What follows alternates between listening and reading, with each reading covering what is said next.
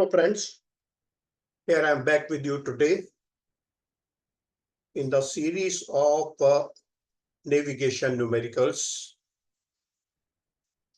where I've been giving you tips how to solve a numerical, which formula is to be used. And I have also been giving you some of the questions to be done for your practice. Today we are going to practice numericals on the dreaded Gyros. I find many people, they're going to explain when you talk about Gyros. Now, Gyros takes you into the three-dimensional world. Right. If you have understood the theory so far, very, very fine. And today I'll help you solve the numericals. And numericals are generally in turn and slip indicator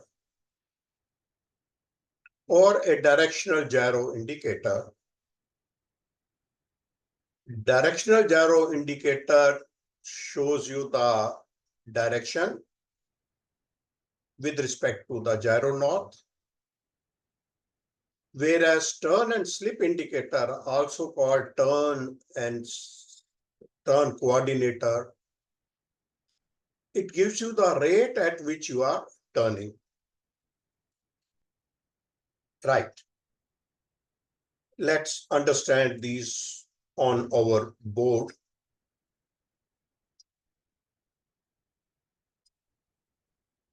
Okay, here we are. And the questions which I have selected are 5 different type of questions. And they will more or less cover the type of questions. Yes, no harm. And in the directional gyro indicator, I have taken a stationary aircraft. Whereas if the aircraft is also moving, we studied last time, aircraft is moving east, west, north, or south, then the vehicle wander is also added. Today, we are doing the numericals with respect to a stationary gyro. Sometimes later on, after we have read maps and charts, then I will also add numericals on the vehicle wander also. A stationary gyro means the gyro is over the same place, same latitude and longitude. And the aircraft is not changing its position. Stationary does not mean that the aircraft is not moving. It means it is over the same place. Next, we had wondered, we had done it before, that even in a stationary gyro, once you align your gyro with the magnetic north, your gyro reading and magnetic compass reading will be same. I'm talking about the directional gyro, DI or DGI, directional gyro indicator. But over a period of time, the gyro north keeps on pointing towards the same point in space. When the aircraft rotates, I beg your pardon, when the Earth rotates, the longitude over which you are, the meridian over which you are, that will move towards east. Okay? And your north, magnetic north, will move towards west or in the anti-clockwise direction. Your magnetic compass keeps pointing towards the magnetic north. Gyro needle keeps on pointing towards the gyro north. And after some times, your gyro readings will increase or decrease. And we had done earlier also, if you are in the northern hemisphere, there is an apparent wander due to Earth rotation. That means the aircraft has not changed position, but the Earth has changed position and its value is apparent wonder due to Earth rotation 15.04 into sine of latitude per hour. And remember, these readings are per hour. So from your question, first find out where is the aircraft position, or sometimes they use a word DR position, dead reckoning position. Like in this case, question number 1, the examiner wants to know what would be the gyro drift of a stationary aircraft at 30 degrees north. 15 into sine of 30 per hour. And your answer will be wrong or incomplete if you just give this answer of 7.5 degrees. Read the answer. Is it decrease or increase? And tick mark the correct answer. Since I'm in the northern hemisphere, gyro readings will decrease with respect to magnetic compass. And if you are maintaining the direction on the DGI, then he will ask you magnetic. Okay, then the magnetic heading will increase. Okay, so be careful. What is he asking? Will the gyro readings, or is he asking about the magnetic compass readings? Today we have done that questions which we are doing, that the magnetic heading is given you and he's asking you what will happen to your gyro readings. So here my answer would be 15 into sine of 30 per hour. And since I am in the northern hemisphere, my readings will decrease. That is the step number 1. Step number 2 or B is regarding a gyro which is a balanced or a compensated gyro, which means a latitude nut has been setting has been done. A latitude nut moves a gyro axis towards the magnetic north by applying a force, and that is called precession in gyro. And if I have set the latitude nut also to north and the same place, let's say 30 degrees north in this question, latitude nut is also set to 30 degrees north, then I will say 15 into sine of 37.5 degrees. But here I will write down the word increase in step B. Step 3 will be, will there be any wonder, net wonder or resultant wonder? Algebraic sum of these two. If the aircraft is flying at a latitude north, and the real wonder created by the latitude north, which is also set to the same latitude north, then your algebraic sum will be 0. In question number 3, in question number 2, he says the gyro is compensated for 30 degrees north, but the aircraft is flying at 45 degrees north. So B, latitude nut is set to 30 degrees north, aircraft is flying at 45 degrees north. So find out these two wonder, and now see if both our answers are decrease and add them up, both answers are increase. Now see whichever is more. One is decrease, one is increase, whichever is more, and the difference will be your answer. If the reading decrease by 10 degrees, but you are increasing it by 5 degrees by latitude north, so 10 decrease, 5 increase. My answer will be 5 degrees decrease. And here, if I set the latitude, this is 30 degrees north, and I've set to latitude north to 30 degrees south, then what will happen? Due to apparent water, reading will decrease. Since I've set latitude not to south, it will also decrease the readings. Now both these will become decrease, and you add them up, and that will be your algebraic sum. And you will say my readings will decrease by so many degrees per hour. Okay, three-step question. And if there is a wander due to the aircraft movement also, then we have to find out that also. And then in the end, we will find out what is the, so there is apparent wander due to Earth rotation. And wander, just to remind you, gyro drift or wander means the same thing. Gyro drift is so much or gyro wander, and it can be apparent or real. In case of a gyro, drift can be apparent or real. Real drift is due to mechanical imperfections and your gyro axis is actually shifting place. Okay. Now, such a gyro will be replaced. You can't have a real wander. If there is it's an old gyro or the weight is not evenly balanced, then they will generally change the gyro. Okay. That there is a real wander and real wander can't be quantified. It will change over a period of time, increase. Okay.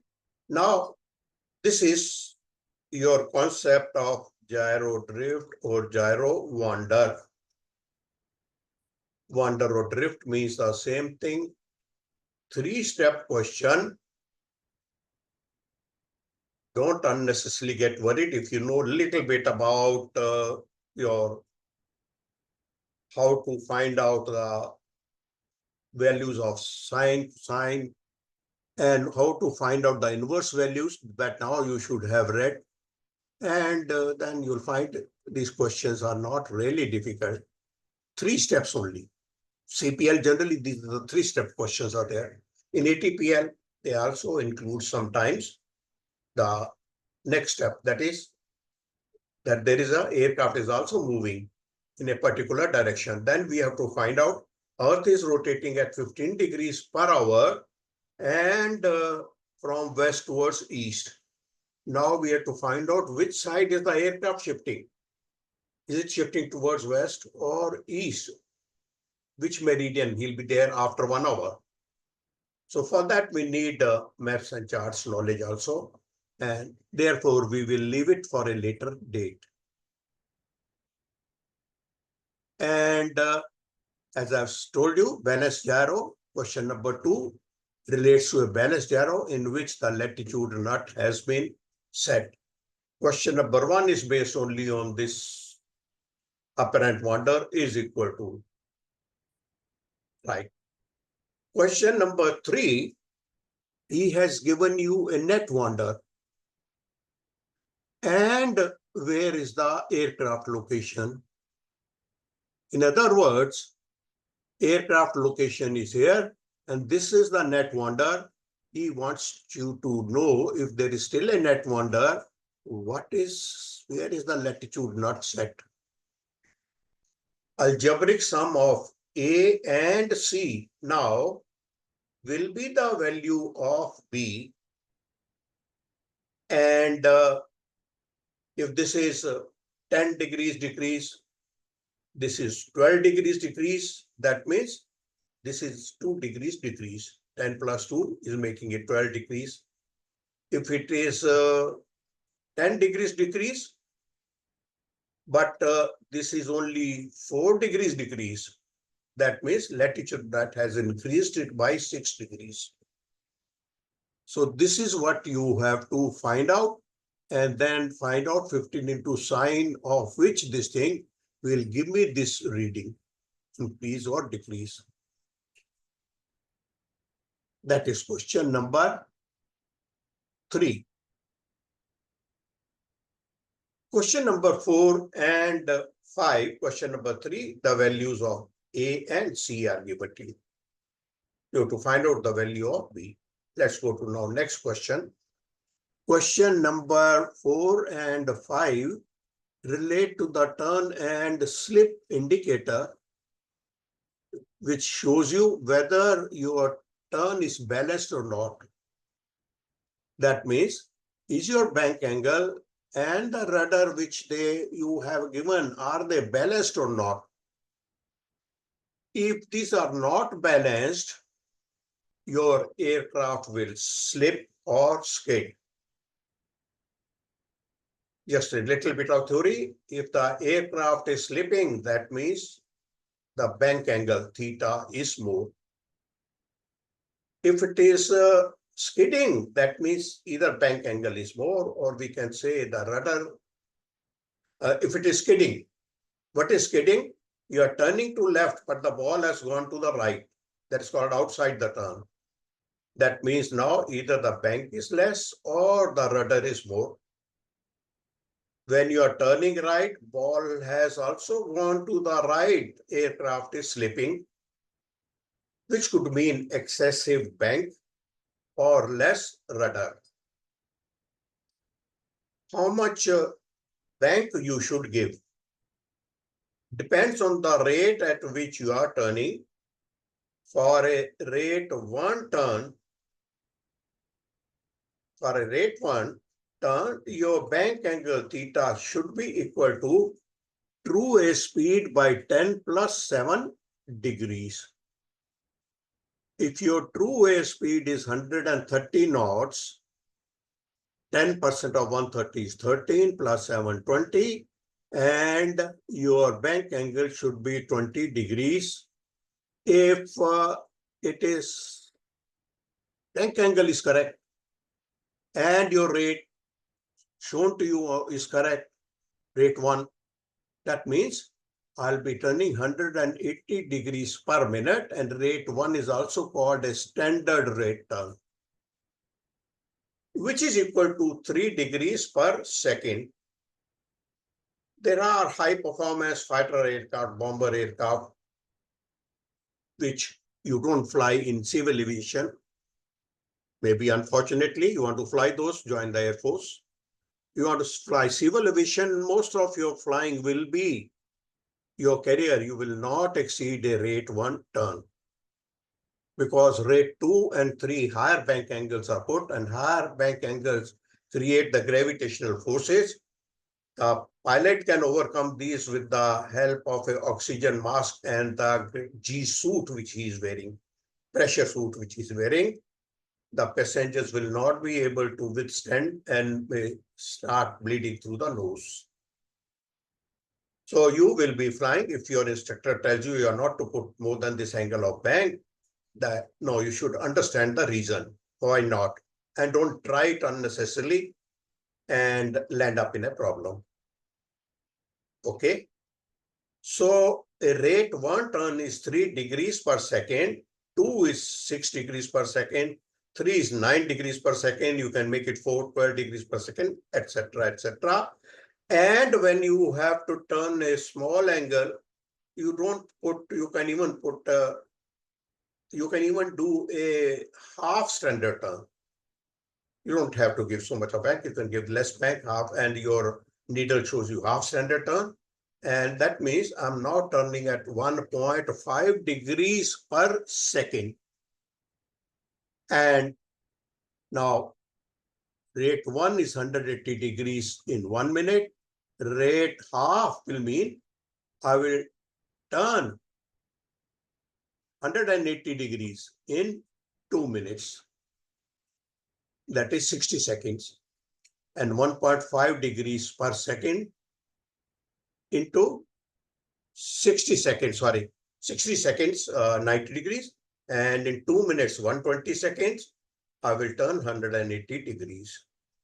Rate half will be 180 degrees, but I will take 2 minutes to turn because I'm turning only at 1.5 degrees per second. So these are some of the questions which we are asked in numericals.